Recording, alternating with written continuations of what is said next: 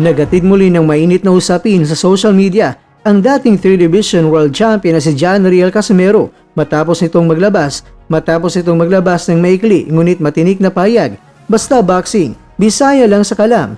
Bagamat simple ang linya, mabilis itong naging usap-usapan at nagpasiklab ng suporta mula sa mga boxing fans, lalo na mula sa mga Bisaya na matagal nang sumusuporta sa kanyang karera. At ayon sa mga tagahanga, malinaw na pinapakita ng minsay ni Casimero ang kanyang tapang, kumpiyansa at ang matatag na presensya ng mga Bisaya sa larangan ng boxing. Si Casimero, na kilala sa agresibong estilo at walang takot na pakikiharap kahit kanino, ay matagal nang nagdadala ng bandera ng Visayas sa kanyang bawat laban, lokal man o international. Sa Pilipinas, maraming mga top fighters ang mula sa Visayas, mula kina Manny Pacquiao, Nonito Donaire, Donnie Nietes, hanggang kina Melvin Jerusalem, Mark Magsayo at marami pang iba.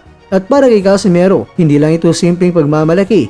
Ito'y pagpapaalala ng Rio na itahanan ng mga mandirigmang may puso, tibay at determinasyong magtagumpay sa ibabaw ng lona. Sa patuloy na pagganda ni Casimero para sa kanyang mga susunod na laban, ang naturang pahayag ay nagsisilbing hamon at paalala sa kanyang mga kritiko na hindi dapat maliitin ang isang Bisayang boksingero sa gitna ng mga alingas-ngas, kontrobersiya at hamon sa kanyang karera nitong mga nakarang taon. Nananatili siyang matatag at determinado. Ngayon mga kwento, muling umaasa ang kanyang mga taga-suporta na makakabalik siya sa malaking entablado ng boxing at patunayan na sa larangan ng pakikipaglaban sa kalam ang isang Bisaya. You coming in here for the upset? That's right, I'm here to shock the world. Samantala, tiwalang-tiwala si Brendan Laley na umarap sa media sa final press conference para sa kanyang laban kontra yan kay Jimwell Pacquiao, ang anak ng Filipino boxing legend na si Manny Pacquiao. Ang laban ay bahagi ng inaabangang event ng Manny Pacquiao Promotions na gaganapin sa Pichanga, California, USA at sold out na ang tickets ilang araw bago ang fight night. Sa harap ng media ay hindi nagpakita ng takot itong si Brendan at diretsang sinabi na handa siyang gulatin ang lahat sa mismong araw ng laban. Magkalapit lang ang amateur records namin. Si Jimwell ay 6 wins, 4 losses. Ako naman ay 5 wins, 4 losses. Kaya siguradong magiging bakbakan ito at masasaksihan ng buong mundo ang upset. Kumpiyansang pahayag ni Brendan. At ayon pa kay Brendan, alam niyang maraming mata ang nakatuto kay Jimwell dahil anak ito na isang pinakadakilang boksingero sa kasaysayan. Pero sinabi niyang hindi dapat isulat ng maaga ang resulta dahil handa siyang patunayan na kaya niyang talunin ang anak ni Manny Pacquiao. Samantala, nananatiling kalmado ngunit determinado si Jimwell sa kanyang pro debut. Ayon sa kanya, alam niyang may pressure, nalbitbit niya ang kanyang malaking apelyido. Ngunit malinaw ang kanyang pangako, gagawin ko ang lahat para manalo. Naging masaya naman ang atmosphere sa press conference nang tanungin si Jimwell kung nag-sparring ba sila ng kanyang ama na si Manny Pacquiao bilang paghahanda. Nagkatinginan ng media, napangiti ang lahat at nagtawanan. Hindi po kami nag-sparring. Natatawang sagot ni Jimwell na agad naman nagpasaya ng buong venue. You ever spar with your dad? Oh, no. Sa kabila ng pressure at spotlight, parehong napakita ng respeto at determinasyon ng dalawang boksingero. Sa darating na laban, makikita kung magtatagumpay ba ang debut ng anak ni Pacman o di kay magagawa ang upset na ipinapangako ni Brendan. Isang bagay ang tiyak, mainit, makasaysayan at puno ng tensyon ang magiging pro debut showdown sa Pichanga, California, USA.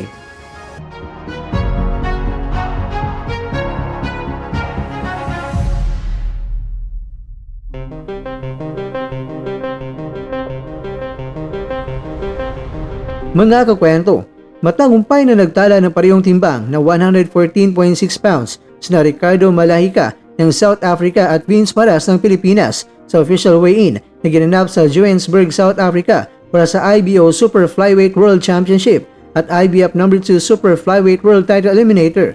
Kumpiyansa naman ang defending champion na si Malahika na nagpahayag pa sa media na mananatili umano sa kanyang titulo and still champion. Payag ng South African fighter na tila hamon sa determinasyon na Pinoy challenger.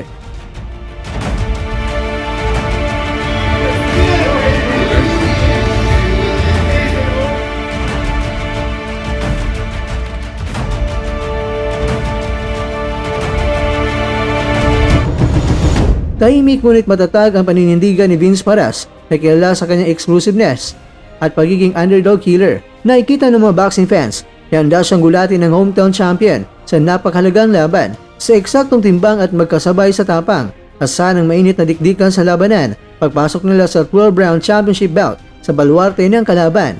Kaya good luck kabayan, ang dakilang Hokage sa ring girl, yakap man.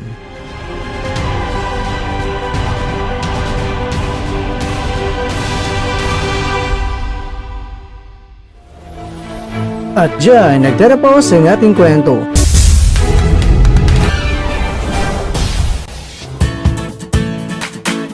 Maraming salamat mga kakwento sa inyong panonood. Pero baka naman mga kakwento ay nagustuhan niyo po ang kwento natin ngayon. Baka pwede niyo po akong mabigyan dyan ng like, subscribe at pa-click na rin sa bell button.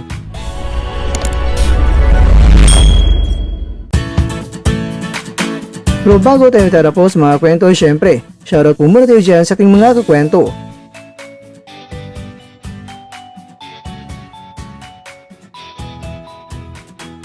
At ikaw kwentong nanonood ngayon, shoutout sa'yo dyan. Bueno, hanggang dito na po muna ang ating kwentuhan.